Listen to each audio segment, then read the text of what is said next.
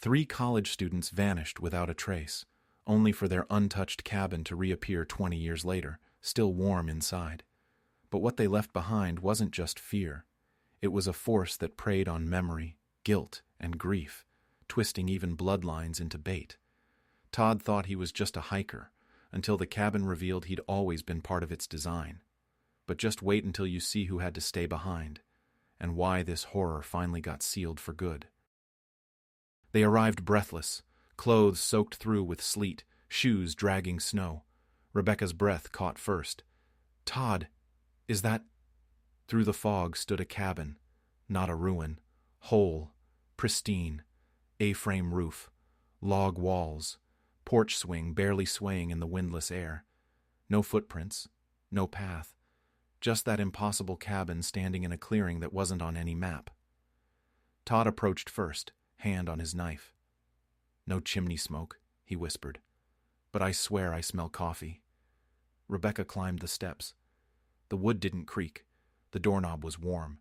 She pushed gently. Inside, the air was wrong. Not cold, not warm. Still, like breath held. A fireplace glowed, blue-orange flames dancing. On the table, 3 ceramic mugs. Steam rose, not faded, fresh. Rebecca touched one. It's hot, like just poured. A deck of cards lay mid-game. 2 queens, an ace, a spade turned halfway like someone left mid-shuffle. The mantel clock read 3:17. Its second hand ticked, then froze. Tick, tick, stop. Rebecca stepped back. "What is this?" Todd turned slowly. "This place. This is from that missing persons case. The college kids. Remember?" "No way," Rebecca said, but her eyes darted around. "That was miles from here." Todd opened a drawer. Silverware, neatly arranged. Forks lined like soldiers. Napkins folded, one with a lipstick stain. No dust, no mold, no insects. "Impossible," she muttered. "This should be buried in snow by now." Then she saw it. A camcorder, mid-2000s model, bulky, too clean. She pressed play. Chris's voice. "Day 4, Jared's acting weird." Static. Then Ellie's whisper. "If we disappear, tell my mom." Click. Rebecca dropped it. "This footage is 20 years old." Todd's voice went tight. "And yet the battery's still alive. So's the fire. So's the coffee." She moved to the kitchen window. Outside, nothing but fog. No ridge, no trail, just white. Then she heard it. Click. The front door. They turned together. It had shut. Todd lunged, turned the handle. Locked, from the inside. "No wind," he said. "No draft," she replied. Then came the slow creak. Upstairs.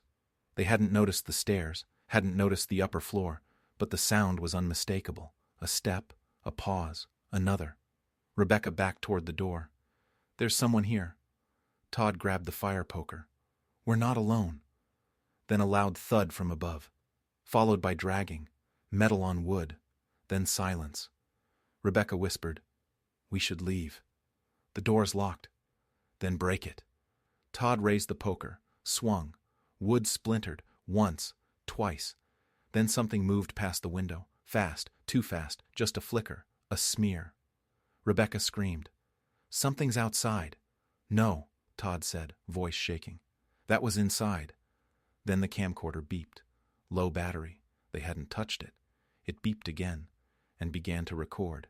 It turned toward them on its own. The red light blinked. Recording. "Turn it off," Rebecca cried. Todd grabbed it, but the buttons didn't respond. Then on screen, a live feed. Not the room, not them, but the fireplace. Now roaring. With 4 cups of coffee on the table. The 4th was still steaming. They backed away. And then, upstairs, a voice. Calm. Dry. Ellie's voice. "Did you bring enough for everyone?" Todd dropped the camera. Rebecca ran for the stairs. "Don't!" he shouted. But it was too late. She was already climbing. And above them, something waited. Todd slammed his fist against where the door used to be. It thudded against solid wall. "This was a door 10 seconds ago." Rebecca backed away from the closet, still shaking. "The jacket. It's still warm, Todd. That jacket was warm. He grabbed the camcorder again, flipping it toward the playback screen. "There's more," he said. "Look, this timestamp says 3:17 p.m. That's now. That's right now." The screen lit up with static, then cleared. It showed the cabin interior, exactly as they were now. The same camera angle, the same position. But on screen, they weren't moving. They were standing, staring, still. Todd waved his hand. The figure on screen didn't move. Rebecca's voice dropped. "We're being watched." "No," Todd whispered. "We're being copied." Then the walls creaked, a low, wet groan, like the entire structure was breathing, or thinking. The clock ticked once, then exploded, gears flying across the room. One hit Todd in the cheek. He didn't flinch. "We're getting out," he said. "How?" Rebecca's voice cracked. "There's no door. There's no window. There's no outside anymore." A sound echoed above. Heavy dragging, not footsteps, not walking. Something being pulled across the floor. Rebecca pointed to the staircase. Todd shook his head. "Absolutely not." Then the camcorder beeped. A new file appeared. Auto-saved. Jared Final. "Move." He pressed play. The screen showed Jared, face pale, eyes wide, sitting in front of the fireplace. "If you found this," he said, "you're already too late." Rebecca clutched the back of the couch. "No," Jared continued. "Day 6. Ellie's gone. Chris, stop talking. The cabin changes, rearranges. It doesn't let you leave. It pretends to be home." Static. Then Jared screaming, but not at the camera, at someone off screen. "Get out of her."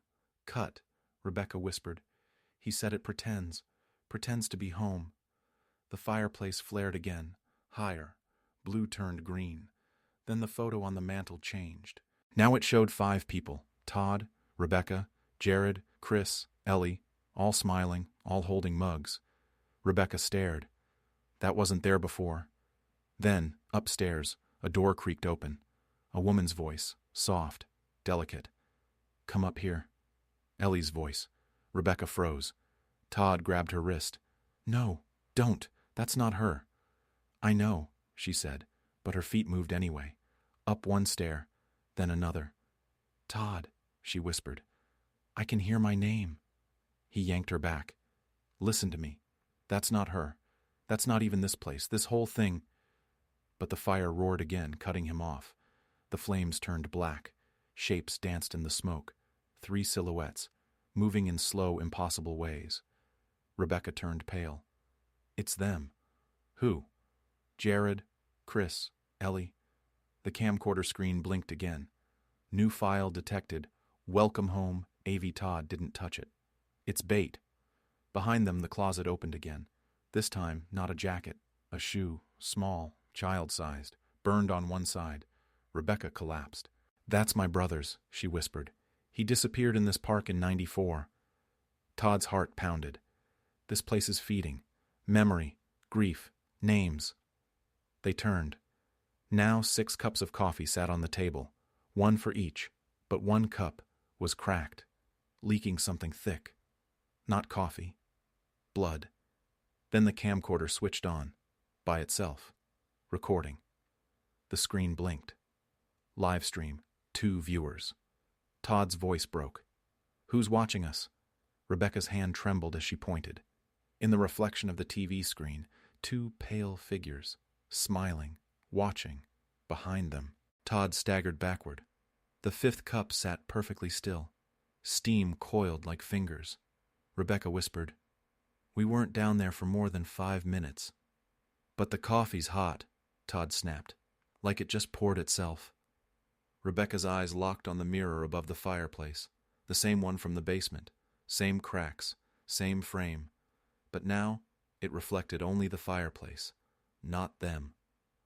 "Why aren't we in it?" she asked. Todd grabbed the poker. "Let's break it." "No," she said quickly. "If Ellie's trapped behind it, smashing it might—" Another sound. The floor creaked. From upstairs. Then a voice, low and calm. "Todd." Ellie's again. But different. Measured. hollow. "Don't move," he whispered. The stairs groaned, step by step. Todd pointed to the kitchen. "There, back door." They ran. The hallway stretched, expanded, doors multiplying left and right, none of them familiar. The wallpaper peeled in fast forward. Mold bloomed and vanished in seconds. Rebecca screamed, "It's folding itself!" "Then unfold it," Todd growled. He grabbed a doorknob. It burned his hand. He swore and kicked it open. A bedroom, a child's room, not theirs, not the cabin's. A girl sat at a desk, sketching. She didn't look up. Rebecca stepped closer. The girl's hand moved in perfect rhythm. She was drawing the same symbol, over and over. "Ellie?" Rebecca whispered. The girl looked up, but her eyes were gone. 2 black pits. "No," the girl said. Ellie left, then smiled. "Want to know where she went?" The room snapped away, vanished, like waking from a nightmare mid-breath. They were back in the main room. Only now. The fireplace was off, dead, no heat, no light. And yet, shadows danced on the walls, without a source.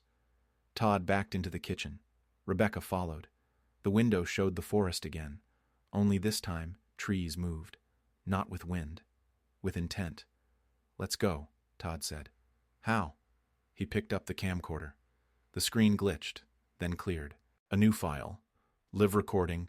Todd exit move. They stared.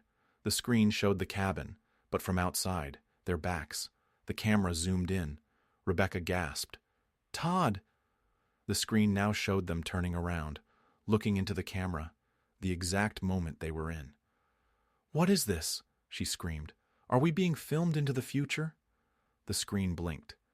Recording complete. Then deleted itself. Todd dropped it. The door reappeared. Just there. Wood. Handle. No lock. Rebecca stepped forward. That wasn't there 2 seconds ago. He reached.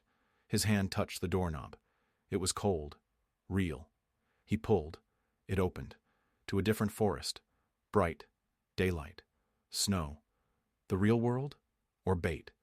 Rebecca turned to the 5th coffee cup, now filled with black sludge, her name carved into the rim. Rebecca. She didn't touch it. The cabin creaked again, this time from below. The basement door stood open.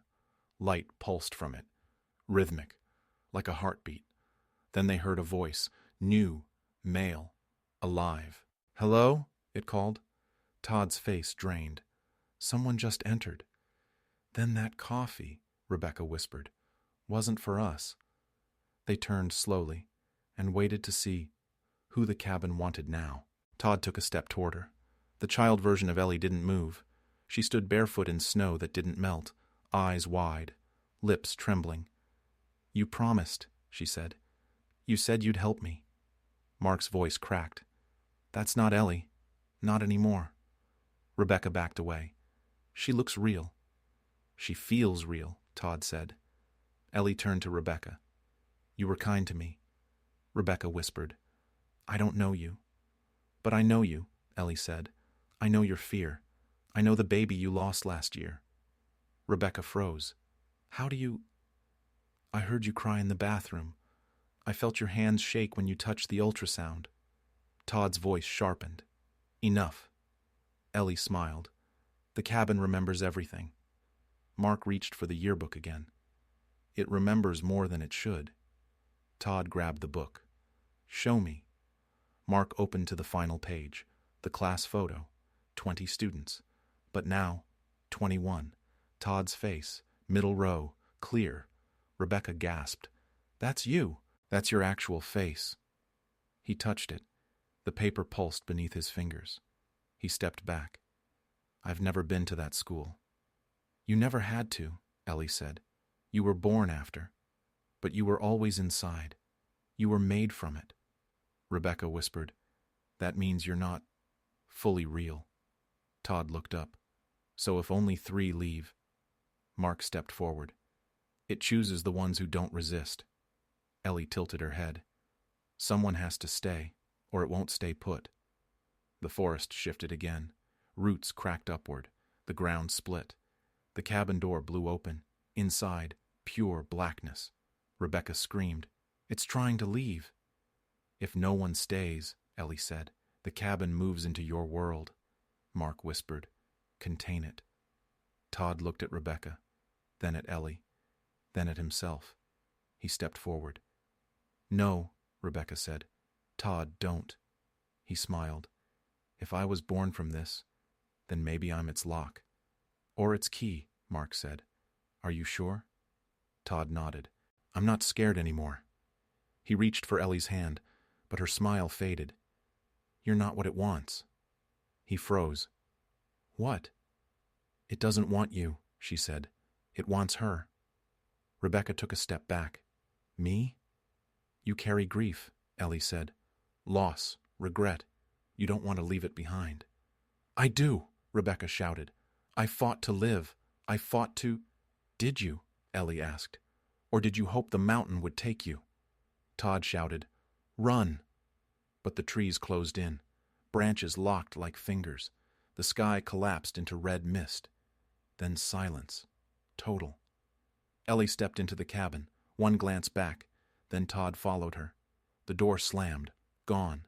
Just wind. Just snow. Mark and Rebecca stood in the quiet. Then Mark whispered, "Look." The forest was normal again. The stars reset. The trail reappeared. They walked. 10 steps. 50. Then, Rebecca turned. No cabin. Nothing. Only her own footprints. And one extra set beside hers. Smaller. Barefoot. Child-sized. Still warm in the snow.